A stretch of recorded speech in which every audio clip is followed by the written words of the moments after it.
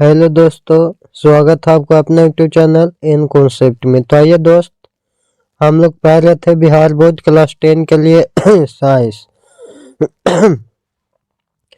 Social science का video आपको बना दिए हैं दोस्त, अगर नहीं देखे हैं तो प्ले लिस्ट में जाइए और देखिए, आपको सारा VVI का क्वेश्चन बना दिए हैं। तो आज हम लोग साइंस के देखने वाले हैं दोस्त। अगर आपको याद होगा तो बढ़िया बात है, नहीं याद है तो देखते जाइए। इसी से क्वेश्चन रहेंगे दोस्त, 20 से 25 नंबर आपको इसी से रहेंगे। चलिए, पहला क्वेश्चन है कि नेत्र द्वारा किसी वस्तु का कैसा प्रतिबिंब बनता है। फिजिक्स अगर आप पढ़े होंगे मानव नेत्र तो उसमें आपको बताया गया होगा। अब नहीं पढ़े होंगे तब तो कोई उपाय नहीं है, आप सीधे याद रखिए कि किसी नेत्र द्वारा प्रतिबिंब कैसा बनता है, तब वास्तविक का उल्टा बनता है। चलिए, क्वेश्चन नंबर 2 है कि विद्युत परिपथ में विद्युत धारा को मापने के लिए उपयोग होता है। विद्युत धारा मापने के लिए हम लोग प्रयोग करते हैं अमीटर। अमीटर या इसको एमीटर भी बोलते हैं दोस्त। अमीटर बोलिए या एमीटर बोलिए, दोनों एक ही बात है। चलिए, क्वेश्चन नंबर 3, निम्नलिखित में कौन विद्युत शक्ति को निरूपित करती है। तो बताइए, विद्युत शक्ति को निरूपित नहीं करती है तो भी करता है, ये भी करता है, ये भी करता है। यहाँ पे I² R जो है वो नहीं निरूपित करेगा। ऑप्शन से हो जाएगा डी।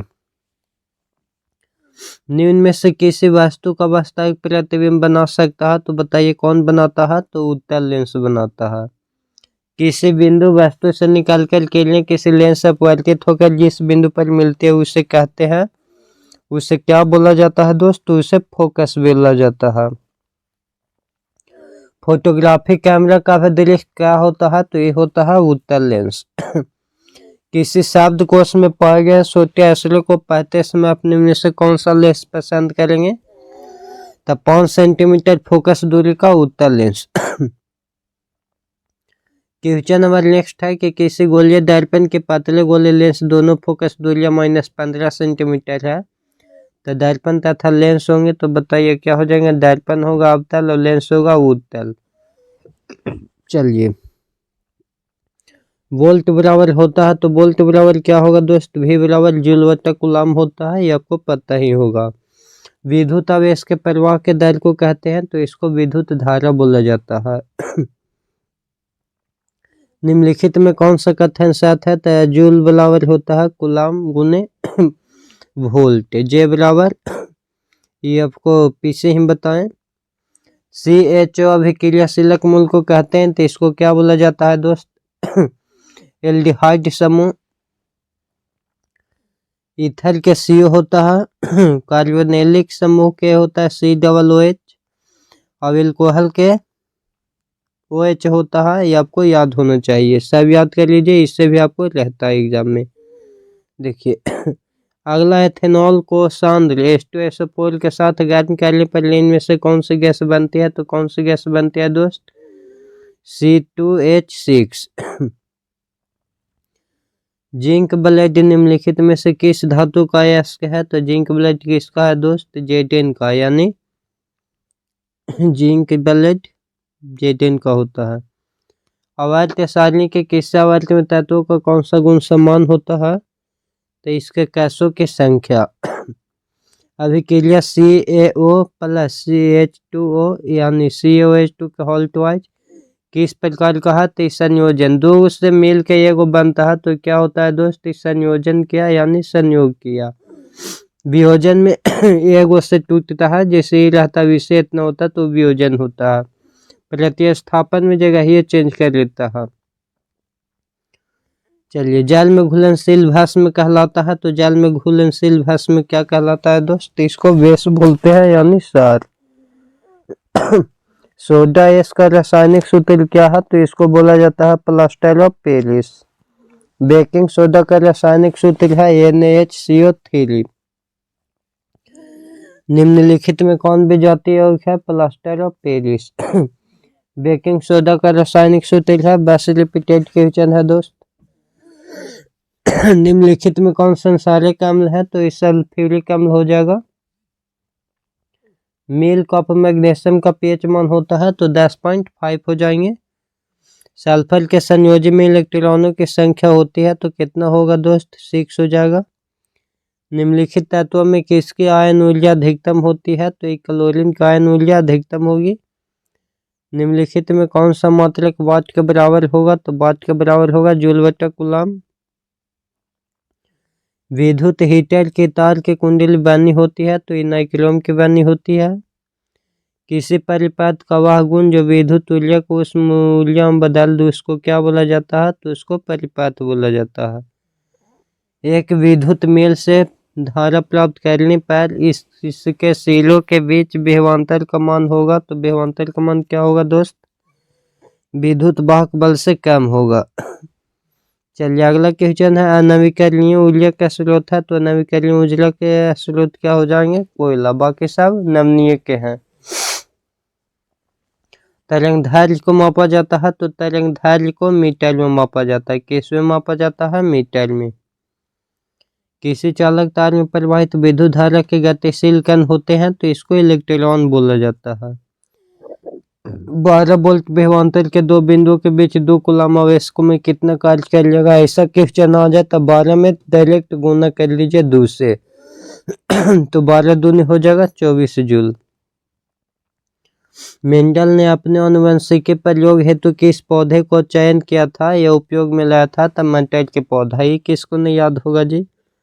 किस प्रकार के श्वसन में अधिक ऊर्जा मुक्त होती है, तो वायवीय में। मानव में नर जनन ग्रंथि है तो इवोल्यूशन। जीवन की एक महत्वपूर्ण विशेषता है, तो जीवन की एक महत्वपूर्ण विशेषता होता है वृद्धि, अगर वृद्धि करेगा तभी उसको जीवन है। स्वपोषी पोषण होता है तो स्वपोषी पोषण पौधों में होता है। ग्लूकोलाइसिस होता है तो ग्लूकोलाइसिस किस में होता है दोस्त, कोशिका द्रव्य में। तंत्रिका तंत्र के संरचनात्मक एवं क्रियात्मक इकाई को बोला जाता है तो इसको न्यूरॉन बोला जाता है, क्या बोला जाता है, न्यूरॉन। कौन सा एंजाइम वसा प्रक्रिया करता है, तो कौन सा एंजाइम है दोस्त, यह है लाइपेज। ओजोन का आणविक सूत्र क्या होता है, O3। पीएच का कौन सा मान क्षारक विलयन को निरूपित करता है, देखिए पीएच के वो क्षारक विलयन को निरूपित करेगा 3, 13 हो जाएगा, 3 नहीं 13 ये ऑप्शन सभी साथ सकते हैं दोस्तों, जैसे 2 हो जाएगा, अम्ल वाला हो जाएगा, से हो जाएगा, अम्ल वाला 7 होता है, उदासीन, तो यह 13 देख लीजिए, 13 यहाँ पे बेस्ट ऑप्शन होंगे। जल के एक अणु में हाइड्रोजन एवं ऑक्सीजन के परमाणुओं की संख्या का अनुपात है तो 2:1 होता है। निम्नलिखित संकेत द्वारा व्यक्त कौन सी धातु होता है, देखिए नीचे वाला होता है जो परमाणु संख्या, ऊपर वाला द्रव्यमान होता है। 9 पर है और यहाँ 19 है, तो बताइए 9 पर कौन सा धातु कौन सा तत्व होता है, 12 में है मैग्नीशियम और 24 यही होगा दोस्त, और तो कोई होगा ना, से ही हो जाएगा कार्बन के, तो कार्बन होगा ना, ऑक्सीजन तो ऑक्सीजन गैस हो गया, तो यहाँ पे हो जाएंगे बी ऑप्शन ही सही, 12 पे होते हैं मैग्नीशियम 24, तो यही हो जाएगा। चलिए आइए अगला क्वेश्चन है, अम्लीय ऑक्साइड के विलयन के पीएच मान क्या होगा, तो अम्लीय ऑक्साइड के विलयन के पीएच मान क्या होता है दोस्त, अम्लीय के होता है 7 से कम, तो ये हो जाएगा 4, क्या हो जाएगा 4, अम्लीय ऑक्साइड के कितना हो जाएगा 4 हो जाएगा। चलिए अगला है, सबसे कठोर पदार्थ है, तो आप जानते होंगे हीरा सबसे कठोर पदार्थ होता है। सिल्वर आयोडाइड का रंग का होता है तो ये पीला रंग के होता है।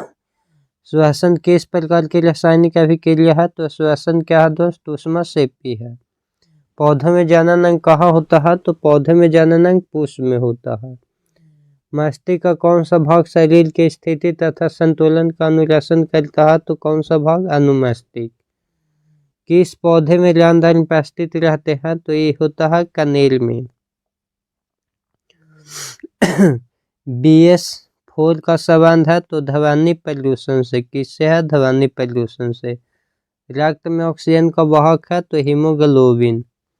निम्नलिखित में किसे बर्थ हार्मोन कहा जाता है? तो ये किसको बोलते हैं दोस्त? ये बोलते हैं ऑक्सीटोसिन को।